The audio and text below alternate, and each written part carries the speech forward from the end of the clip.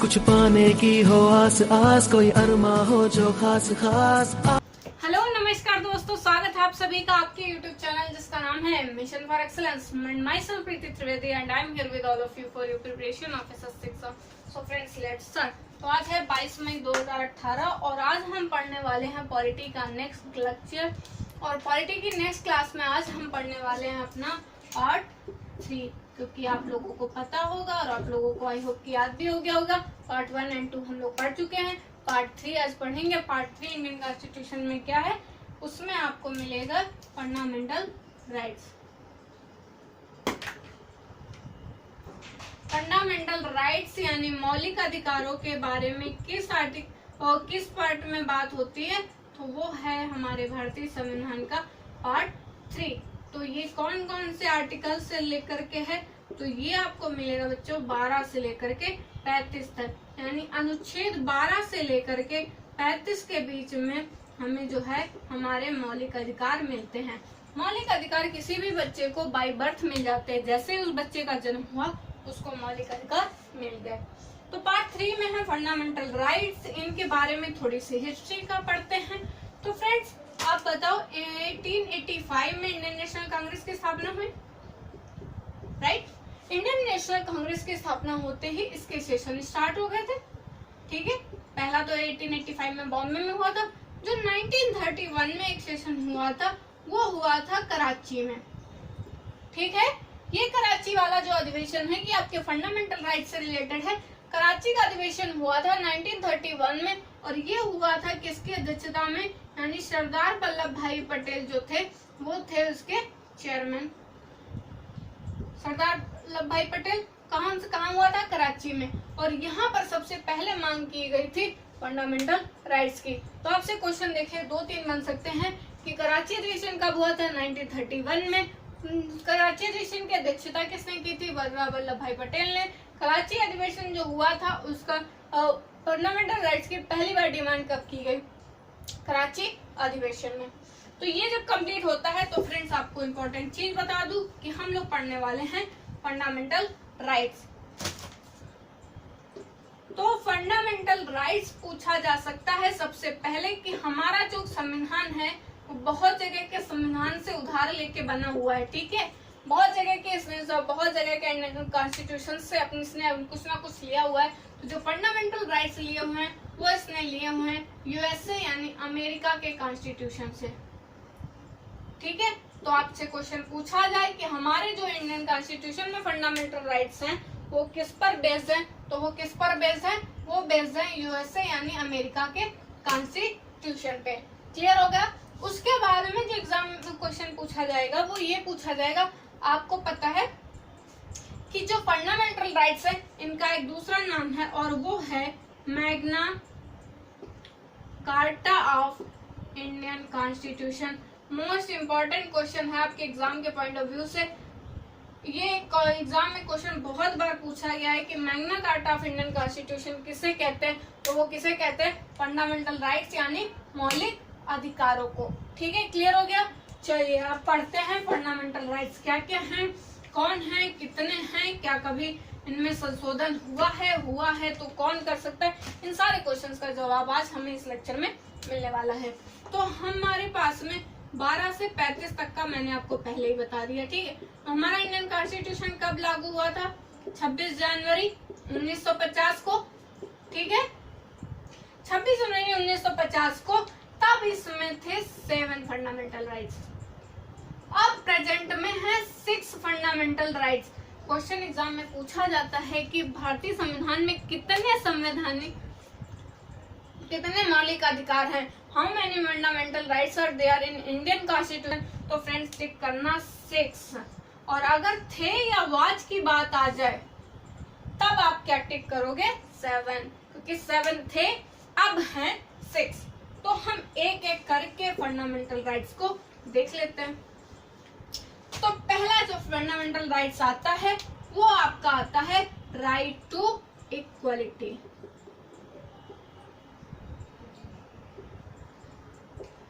Right to equality Hindi में बोलेंगे समानता का अधिकार। और समानता का अधिकार ये दिया गया है बच्चों आर्टिकल 14 से लेकर के 18 में। समानता का अधिकार 14 से लेकर के 18 में, ये पहला फंडामेंटल राइट है, राइट टू इक्वालिटी। दूसरा जो दिया हुआ है वो दिया हुआ है राइट टू फ्रीडम, यानी स्वतंत्रता का अधिकार। ये हमारा दूसरा फंडामेंटल राइट है और ये आपका आता है आर्टिकल 19 से लेकर के आर्टिकल 22 तक। Clear? Right to equality, right to freedom. Third आपका आता है 19 से 22 हो गया है, अब 23 से लेकर के आपका शुरू होगा 23 और 24। ये आपका आता है right against exploitation,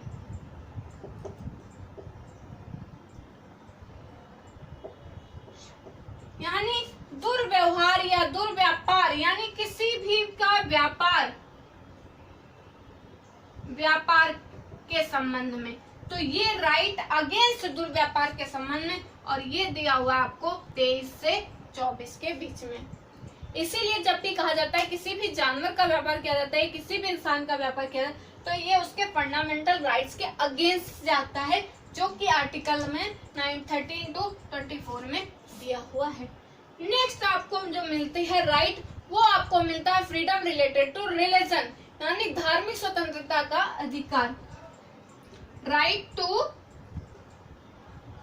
freedom of religion, ठीक है। और ये आपको मिलता है फिर जो 25 से लेकर के 28 तक, यानी ये 4 आर्टिकल जो है 25, 26, 27 और 28, ये आपके right to freedom of religion से संबंधित है, धर्म की स्वतंत्रता से संबंधित अधिकार। 4 हो गए 25 से 28 तक। उसके बाद में जो 29 आता है और 30 आता है, ये आपका रिलेटेड है 5वां, ये आपको देता है आपका एजुकेशनल और कल्चरल से रिलेटेड अधिकार, यानी एजुकेशनल एंड कल्चरल राइट। ये आपका आ जाएगा 29 और 30 में। इसी के बाद में बच्चों ये 6 वाला जो था, अभी मैं लिखे दे रही हूँ यहीं पे, फिर हटा दूंगी। राइट टू प्रॉपर्टी, यानी संपत्ति का अधिकार, संस्कृति और शिक्षा संबंधी अधिकार, अनुच्छेद 29 और 30 में।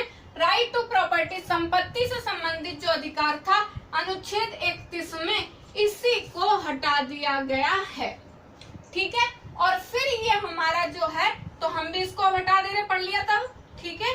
चलिए भाई तुम हट जाओ, तुम हट गए हो, बाद में डिटेल में बात करेंगे ये हटे कब।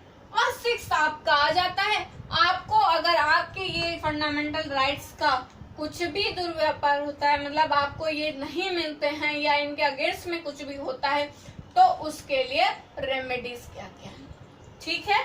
तो राइट टू कॉन्स्टिट्यूशनल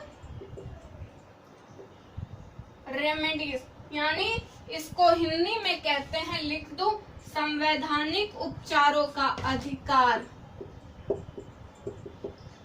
और इसे डॉक्टर भीमराव अंबेडकर ने कहा है soul of the Indian constitution. उपचारों का अधिकार आर्टिकल 32, इसको कहा गया है संविधान की आत्मा। क्लियर हो गया होगा आई होप कि फर्स्ट जो है यानी 14 से लेकर के 18 तक राइट टू इक्वालिटी, सेकंड 19 से 22 right to freedom, 23 and 34 right against exploitation, and उसके बाद में 25 से लेकर के 28 तक हमें right to freedom of religion, 29th and 30th मिला है हमारा एजुकेशनल एंड कल्चरल से रिलेटेड, 31st हमारा था, अब नहीं है, नहीं डिस्कस कर रहे। 32 आपको मिला है right to constitutional remedies. I hope आपको भी लर्न हो गए होंगे, ठीक है। बहुत सिंपल था, लर्न हो गया होगा। अब हम लोग थोड़ी सी बात कर लेते हैं राइट टू प्रॉपर्टी की सबसे पहले, क्योंकि इसको हम हटाते हैं, इसका चैप्टर करते हैं क्लोज। तो राइट टू प्रॉपर्टी के बारे में हम यहाँ पे क्या पढ़ने वाले हैं बच्चों, ये पढ़ने वाले हैं कि ये था संपत्ति का अधिकार और ये हमारे यहाँ मौलिक अधिकार था, ठीक है।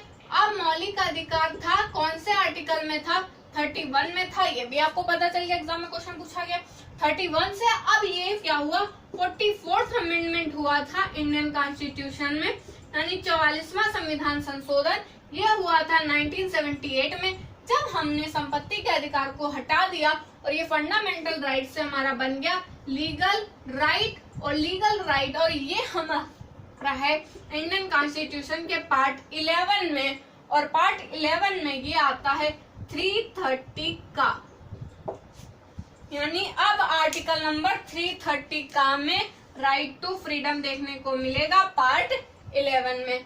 क्लियर हो गया। 44th अमेंडमेंट हुआ था 1978 में, जब राइट टू प्रॉपर्टी को हटा दिया गया फंडामेंटल राइट्स से, जो कि पहले आर्टिकल 31 में था, और इसको बना दिया गया एक लीगल राइट। अब ये है पार्ट 11 में और 330 का में।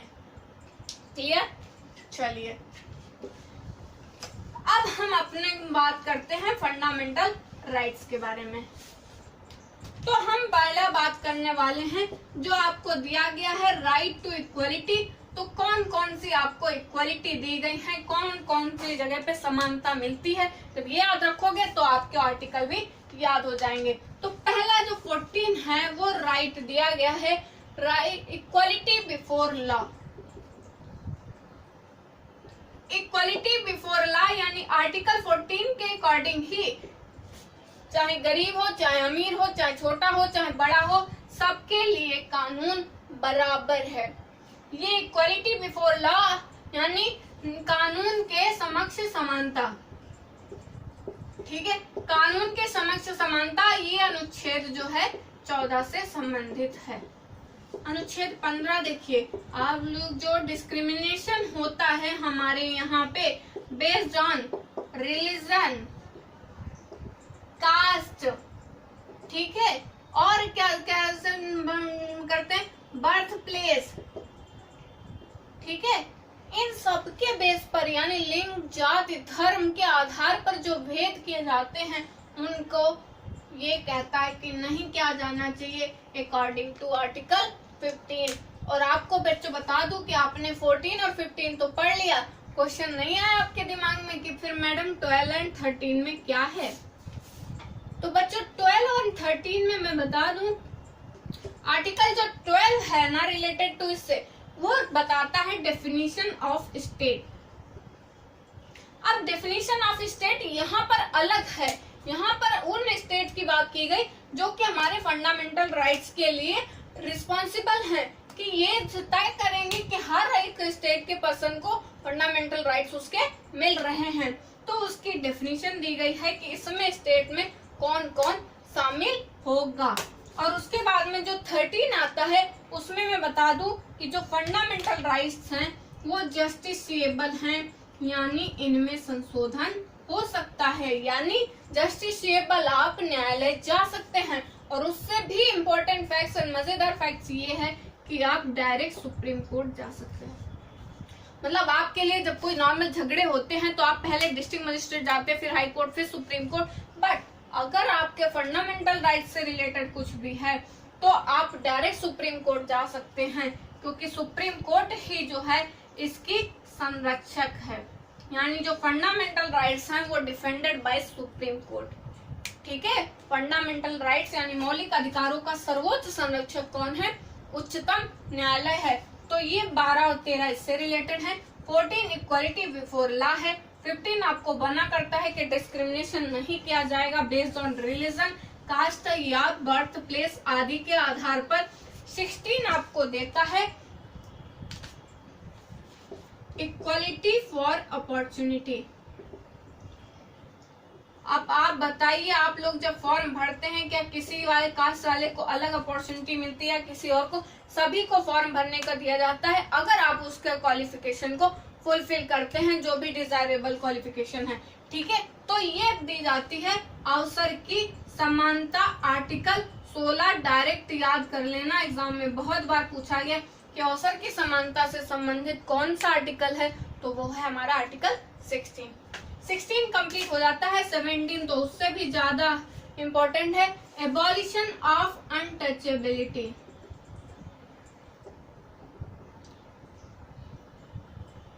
यानी अस्पृश्यता का अंत। अस्पृश्यता क्या होती है कि एक दूसरे को छूने का, बहुत सी जगह होता है कि जो बड़ी कास्ट होती है छोटी कास्ट को छूती नहीं है, उस चीज के अगेंस्ट में आप डायरेक्ट सुप्रीम कोर्ट जा सकते हो। ये आपका फंडामेंटल राइट मिला हुआ है, ठीक है। तो 14, 15, 16, 17 एबॉलिशन ऑफ अनटचेबिलिटी के बाद में अब हम करने वाले हैं आर्टिकल नंबर 18। आर्टिकल नंबर 18 क्या कहता है कि ये भी किसी चीज का एबॉलिशन करता है, वो है एबॉलिशन ऑफ टाइटल्स। टाइटल्स मतलब उपाधियों का अंत। उपाधियों का अंत अनुच्छेद किस उस अनुच्छेद के तहत किया गया है? अनुच्छेद 18। तो बच्चों बता दूं कि इसमें जो छूटा हुआ है वो है आपका एजुकेशनल से रिलेटेड जो भी उपाधियां मिलती टाइटल्स, या फिर आपको फोर्स से रिलेटेड जो भी टाइटल्स मिलते हैं एक्सेप्ट, ठीक है। आप जब भी बीएससी कर लेते हो आप ग्रेजुएट कहलाते हो, पीजी कर लेते हो तो आप जो है मास्टर कहलाते हो, ठीक है। ये एजुकेशनल टाइटल है। और फोर्सेस में जो टाइटल दिए जाते हैं कर्नल वगैरह के, उनको छोड़ के आपको किसी भी तरीके का टाइटल नहीं दिया जा सकता। जैसे आप देख रहे होंगे जब फ्रीडम चल के लिए हमारे यहाँ संघर्ष हो रहा था तब वहाँ पे किसी को राजा की उपाधि दी जा रही थी, किसी को सर की उपाधि दी, अलग अलग महाराजा, इस तरीके की जो भी टाइटल दिए जा रहे थे वो टाइटल्स अब नहीं दिए जा सकते हैं। अब आप कहोगे कि और भी टाइटल्स ऐसे हैं जो इससे एक्सेप्ट हैं, जिनको उसमें आते हैं भारत रत्न, पद्म विभूषण, पद्म भूषण, पद्मश्री। इनके लिए भी ये कहा जाता है कि आर्टिकल 18 का ये कोई भी उल्लंघन नहीं करते हैं। उसके बाद में आप देखते होंगे कि हमारे यहाँ से कभी कभी एक्टर या पॉलिटिशियन जो है वो विदेश में जाते हैं, कहीं किसी डॉक्टरेट की उपाधि मिल रही, कुछ भी, ठीक है। तो फ्रेंड्स अगर वो जाते हैं तो सबसे पहले उनको लेनी पड़ती है प्रेसिडेंट से सहमति। अगर प्रेसिडेंट की सहमति नहीं है तो वो उपाधि लेने नहीं जा सकते हैं। यानी अगर आपको विदेश जाकर के कोई भी उपाधि लेनी है इस तरीके, तो आपको प्रेसिडेंट की अनुमति आवश्यक है। ये हमारा था पूरा आर्टिकल 18 के बारे में। आर्टिकल 19 से लेकर के 22 तक हमने बताया है कि फ्रीडम जो है वो मिलती है आपको, और राइट टू फ्रीडम आर्टिकल 19 से 22। तो आर्टिकल 19 से 22 राइट टू फ्रीडम में हम सबसे पहले पढ़ने वाले हैं आर्टिकल 19। तो जो 19 वाला आर्टिकल है आपका, ये बहुत बार एग्जाम में क्वेश्चन पूछा गया है। यहाँ पर 6 तरीके की आपको फ्रीडम्स मिलती हैं। एग्जाम में इतनी बार क्वेश्चन पूछा गया है। आर्टिकल 19 कितने प्रकार की आपको स्वतंत्रता देता है? तो वो 6 हैं। कौन सी है? पहली, स्पीच एंड एक्सप्रेशन। मतलब इंडिया में इसीलिए कहते हैं कोई भी किसी का भी है अपने पास में मुंह है तो कुछ भी उठा के बोल सकता है, ठीक है। या आप बोल सकते हैं, या अपने बुक से लिख सकते हैं, आप पेंटिंग के थ्रू दिखा सकते हैं, यानी आपको किसी भी तरीके से आप एक्सप्रेस कर सकते हैं। ये आपको फ्रीडम मिली हुई है 19(1). याद रखना 19(1) या 19 का। खा वाला क्या कहता है? खा वाला कहता है आप असेंबली बना सकते हो। जैसे छोटा छोटा ग्रुप नहीं बना लेते, या आप वहाँ पे जगह बैठ जाते हैं, इस तरीके के असेंबली बना सकते हैं। गा आपको देता है एसोसिएशन। ये थोड़ा सा इसका बड़ा फॉर्म हो जाता है। एसोसिएशन आप बना सकते हैं। गा यानी 4th आपको देता है फ्रीडम। फ्रीडम आप लोगों को देता है मूवमेंट करने की, आप लोगों को आंदोलन करने की। ये आपको देता है 19 का 4th। आप लोगों ने देखा होगा एसएससी के बच्चों ने प्रोटेस्ट किया था, तो वो आप शांति पूर्वक बिना किसी औजार हथियार के आप दंगे आंदोलन कर सकते हैं। जब 4th पढ़ लिया, 5th आपको दिया गया है रेजिडेंस का राइट। आप इंडिया के किसी भी देश या स्टेट के रहनेवासी हो, बट आप किसी और राज्य वगैरह में जमीन प्रॉपर्टी खरीद सकते हैं, एक्सेप्ट J&K। जम्मू कश्मीर में इतनी आसानी से नहीं मिल सकती आपको जमीन, इसका अलग से प्रोविजन है, ठीक है। और इसके बाद में जो 6 हमारा आता है वो आपका आता है प्रोफेशन। आप किसी भी प्रोफेशन को किसी भी स्टेट में जा करके चुन सकते हो, जो भी आपके लिए सुइटेबल हो। आपको जिस स्टेट में ज्यादा अपॉर्चुनिटीज मिल रही हैं, आप उस स्टेट में जा करके अपने उस प्रोफेशन पे काम कर सकते हो। ये आपको मिला हुआ है फंडामेंटल राइट्स आर्टिकल 19(6) फ्रीडम देता है स्पीच एंड एक्सप्रेशन की, असेंबली की, एसोसिएशन की, मूवमेंट की, रेजिडेंस की, प्रोफेशन। ठीक है, यानी आपको बोलने की स्वतंत्रता है, संगम बनाने की स्वतंत्रता, संघ बनाने की, आंदोलन करने की, निवास स्थान की और आजीविका उपार्जन की। इस तरीके से पूरी स्वतंत्रताएं 19 में ये दी हुई हैं। अब हमारा बचता है आर्टिकल 20 से लेकर के 32 तक। तो फ्रेंड्स इसको हम पढ़ेंगे नेक्स्ट लेक्चर में, क्योंकि इसमें भी बहुत सारे ऐसी चीजें हैं जो बहुत सारे फैक्ट्स हैं जो बताने हैं। तो अब हमारा काम हो गया है, अब आपका काम बाकी है। क्या करना है आपको? वीडियो पे लाइक करना है, कमेंट्स करना है और फटाफट इसको शेयर कर देना है। ठीक है, और मैं आपको नेक्स्ट वीडियो में मिलती हूँ। तब तक के लिए thank you so much friends, keep watching, bye bye.